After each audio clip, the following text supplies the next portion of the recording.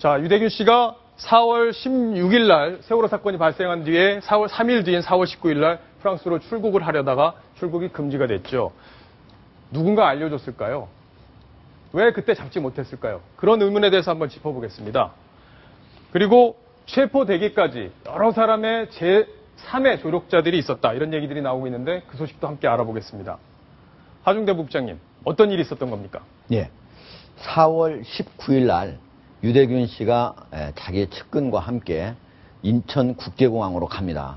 그런데 거기에서 바로 프랑스행 항공권, 이게 비즈니스석이니까 가격만 해도 무려 390만 원이나 됩니다. 그런데 어찌 된 일인지 그 안에 출국장으로 나가지는 않았습니다. 보통 같은 경우에는 그 정도라면은 출국장으로 이제 쭉 가다가 거기에 가서 바로 이미그레이션 거기서 체크를 하다가 이 출국 금지되어 있네요 하고 잡힐 수가 있거든요. 공항까지는 가긴 간 겁니까? 예, 그러면? 공항까지는 같이 들어가서 출국장을 안 들어간 겁니까? 예, 출국장만 안 들어간 거죠. 그러니까 표를 사고 출국장에서 들어가기 직전에 누군가가 당신은 출국 금지가 돼 있다. 이 얘기를 알려줬을 가능성이 높습니다, 지금. 근데 그게 누군지는 현재까지 알려지지 않고 있거든요. 그래서 그날 바로 인천국제공항에서 자기 집으로 가지 않고 금수원에 가서 아버지하고 상의를 하러 가게 됩니다. 근데 통상 출국장에 가면은 갔을 때 출국 금지 사실이 들통이 나면 바로 그 자리에서 체포가 되는 건가요? 수배자면은 바로 체포가 됩니다. 수배자가 아닌 경우도 출국 금지가 되는 경우가 있습니까? 어떤 경우입니까, 그거는? 참고인 출국 금지도 있고요. 예, 여러 가지 출국 금지가 있기 때문에 수배자가 아니라면은 그냥 출국만 못 하게 되는 겁니다. 당시 유대균 씨는 수배자가 아니었죠? 그때 당시에는 수배가 내려져 있었습니다. 수배가 내려져 있었습니까? 예, 검찰에서 이미 수배령을 내려 있는 상태였고 8시 45분에 4월 19일 오전 8시 45분에 티켓팅을 한 것이 확인이 됩니다. 대한항공 그 카운터에서 표를 바꿉니다. 그리고 나서 입국장으로 들어가지 않고 입국장으로 들어가게 되면 입국 심사대에서 출금 사실이 확인이 되면 공항 경찰대에서 바로 신병을 확보합니다. 그리고 나서 하부국장 말씀하신 것처럼 이 체포영장이 발부돼 있거나 하면은 해당 수사관서로 신병을 넘기고 단순 참고인일 경우에도 해당 수사관서에 이 사실을 통보해 줍니다. 하지만 유대균 씨의 경우에는 출국 심사대에 나타나지 않았기 때문에 표를 산 사람이 해외여행을 나가려고 하는 표를 산 사람이 출국 심사대를 거치지 않았다. 누군가가 알려주었기 때문에 행선지를 옮긴 것이죠. 야, 그게 누굴까요? 그래서 지금 여태까지 주목을 받지 않았던 부분 그렇습니다. 아닙니까? 오늘 다시 저희 동아일보에서도 이 부분을 짚어보다가 다시 한번 이 부분에 주목을 하게 됐는데 검찰과 경찰에서 분명하게 이 부분을 밝혀야 할 겁니다. 누군가가 알려주지 않고서는 항공권을 산 사람이 출국 심사대를 거치지 않았다. 정말 이상한 일이죠. 지금 오늘 인천지검에서 브리핑할 때도 기자들이 이 부분을 물었습니다. 네, 누군가 이거를 도움을 준 사람이 누구냐. 그에 대해서 검찰은 지금 현재 확인 중에 있다. 이렇게 답변을 했습니다. 그럼 앞으로 검찰이 이 부분을 수사를 할 걸로 봐야겠네요. 예. 네. 그 다음에 이제 주말 내내 화제가 됐던 영상 저희 한번 같이 보겠습니다. 오피스텔에서 검거되는 바로 그 장면인데요. 화면 보시면서 얘기 나누겠습니다. 자, 하종대 국장님. 지금 용인에 있는 오피스텔에서 지금 박수영 씨가 나오고 있는 장면이죠? 예. 상현동에 있는 지 오피스텔에서 지금 현재 막 체포가 되고 있는 장면입니다. 손을 들고 지금 나오고 있었고요. 박수영 씨가 밖으로 나와가지고 저 여성은 누굽니까? 지금 경찰이 말리는 여성. 이 집 거주를 하고 있던 유대균 씨의 측근 하모 씨의 여동생입니다. 저 집을 세를 낸 당사자군요. 그렇습니다. 예. 원래 실거주하고 있던 분이죠. 예. 그 하모 씨는 그 여동생은 처음에는 매일 저기를 드나들면서 음식 같은 것을 그리고 생활용품을 사다 줬고 나중에는 일주일에 한 번 정도씩 그 집을 들어가면서 사다 줬다라고 합니다. 일부에서는 마지막에 한 달 동안은 오지 않았다 이런 얘기도 있었는데 그거는 사실이 아닌 것으로 확인이 됐습니다. 네. 지금 불이 꺼지는 장면도 나오고 있고요. 예. 지금 막 나가려다 갑자기 문이 열리면서 박수경 씨가 나오니까 갑자기 수사관들 8명이 그 문 앞으로 현관 앞으로 들어가서 잠시 뒤에는 유대균 씨가 수갑이 차여진 채 나오는 장면이 나옵니다. 자, 이제 오피스텔 내부의 영상 저희들이 한번 보고요. 또 그래픽으로 저희들이 처리해서 상세하게 한번 설명해 드리겠습니다. 예, 화면 주시죠.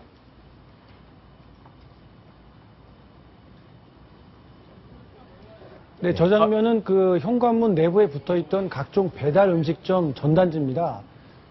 지금 추정하기로는 장기간 도피 생활을 하면서 은신하면서 배달 음식을 시켜 먹었다, 그 치킨을 시켜 먹었다, 뭐 여러 가지 이야기들이 지금 나오고 있는 상황입니다. 저기에 9개 전단지가 있었는데요. 가장 많았던 것이 중국 음식점, 그 다음에 치킨집, 그리고 피자집이었는데 실제로 유대균 씨는 치킨을 좋아하지 않아서 한 번도 시켜 먹지 않았다라고 그럽니다. 네. 지금 오피스텔에서 발견된 물건들은 어떤 게 있습니까? 예, 아까 잠시 소개해 드렸지만 그 여성 신발 13켤레 이외에도 음식으로는 계란 40알, 그리고 그 냉장고 안에서는 고추장이나 쌈장, 그리고 삼겹살, 대하 이런 냉동식품들이 잔뜩 보관돼 있었다고 합니다. 거기 스쿠알렌도 있지 않았습니까? 그렇습니다. 그 자사에서 그 세모 쪽에서 만들었던 스쿠알렌이 다량 발견된 것도 확인이 됐습니다. 저 안에서는 엄청나게 많은 여러 가지 것들이 발견이 됐는데요. 대부분 냉장고에 있었던 것은 주변 마트에서 먹을거리를 사다 놓은 것이었고요. 저게 지금 스쿠알렌이죠? 그렇습니다. 예, 스쿠알렌도 같이 발견이 됐고, 참 특이한 것 중에 하나는 아마도 유대균 씨가 영어로 글을 쓰는 거를 시도를 하려고 그랬던 모양인지 영어 라이팅 훈련 실천 다이어리라고 하는 1cm 조금 안 되는 두께의 책이 발견이 됐다고 합니다. 아니 근데요. 보면 음식을 시켜 먹을 때 왜 보도에 보면은 유대균 씨가 직접 든 게 아니라 전화를 하니까 누가 나와서 물건을 받아갔다. 안경 쓴 남자들아 뭐 이런 보도가 있었는데 그 내용은 뭡니까? 지금까지 검찰이 확인한 바로는 그 안에 누군가가 조력자가 잠시 드나들지 않았을까. 계속적으로 있지는 않았어도 거기에 있지 않았을까. 그리고 마지막에는 바로 음식을 배달하러 갔을 때 유대균 씨가 자기의 얼굴을 보여주지 않으면서 직접 돈을 아주 조금만 열어주고 돈을 주고 그걸 가져갔다고 하는 그랬군요. 내용도 있는 걸로 봐서 그 조력자가 그 안에 있을 때도 있었고 없을 때도 있었다. 검찰이 그래서 그 조력자가 누군지 지금 현재 집중 수사 중에 있습니다. 자, 치킨집의 주인 저희가 직접 한번 통화를 해봤는데요. 같이 한번 들어보시죠.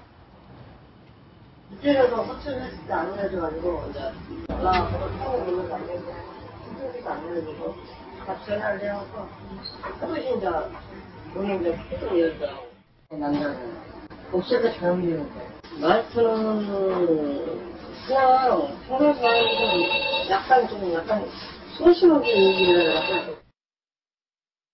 이제 방금 제가 치킨은 좋아하지 않아가지고 안 시켜 먹었다 그러는데 검찰 측에서 진술을 할 때 치킨을 좋아하지 않는다라고 얘기를 했다고 그럽니다. 거기에 왜 치킨 그러나 지금 저기에 그 치킨 배달원 얘기처럼 치킨을 시킨 적은 분명히 있는 아마 것 같습니다. 오피스텔에서 여러 가지 음식을 시켜 먹다 보니까 뭐 치킨도 시켜 먹지 않았을까 예. 이렇게 예상이 되고요. 제가 궁금한 것은 박수경 씨의 어떤 죄목입니다. 저렇게 도피를 도와줬다는 것 얼마나 중죄인지 그 부분을 한번 같이 집중적으로 알아보겠습니다. 하중대 부국장님, 박수경 씨의 혐의가 정확히 뭔가요? 박수경 씨의 혐의는 기본적으로 범인 도피, 범인 은닉죄죠.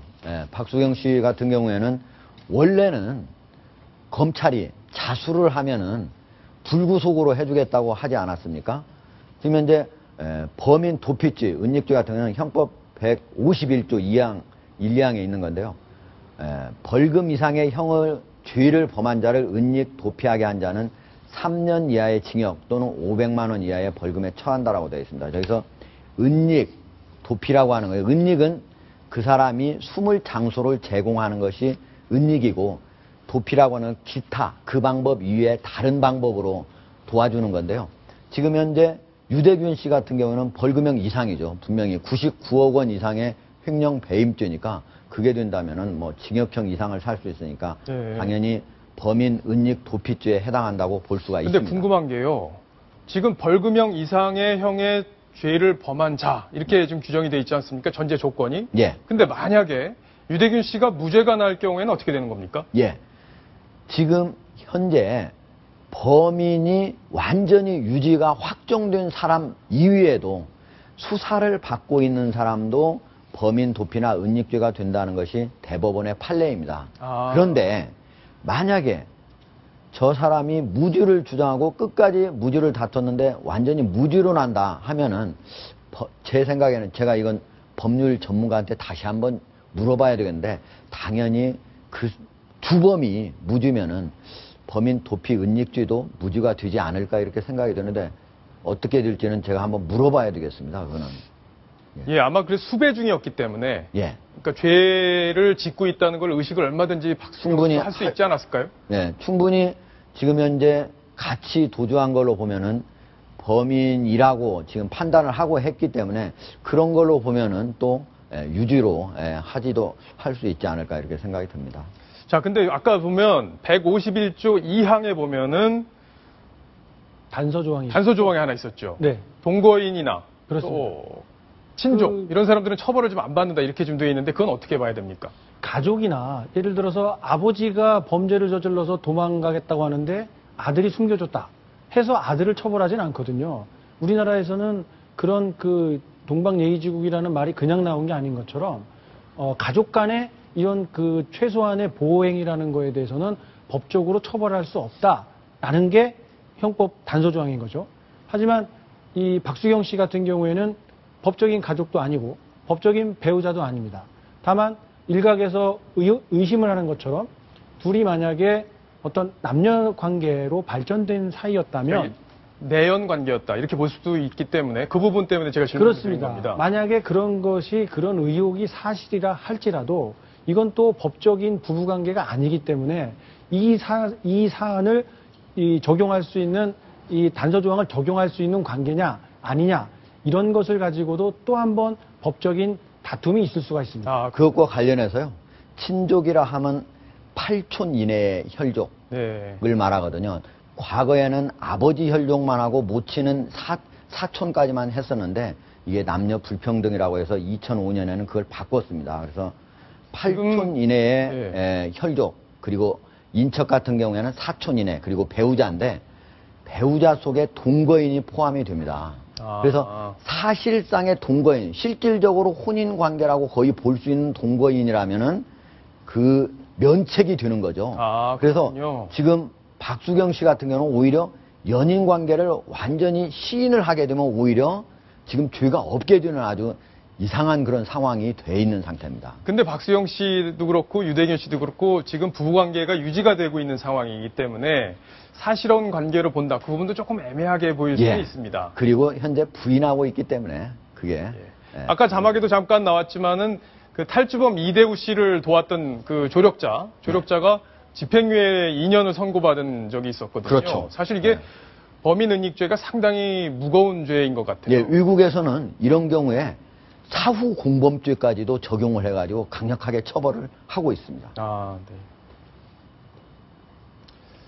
유병헌 씨 또 죽음, 유대균 씨의 어떤 그 박수경 씨와의 어떤 여러 가지 스토리 이런 것들이 지금 계속 언론 뜨겁게 달구고 있는데요.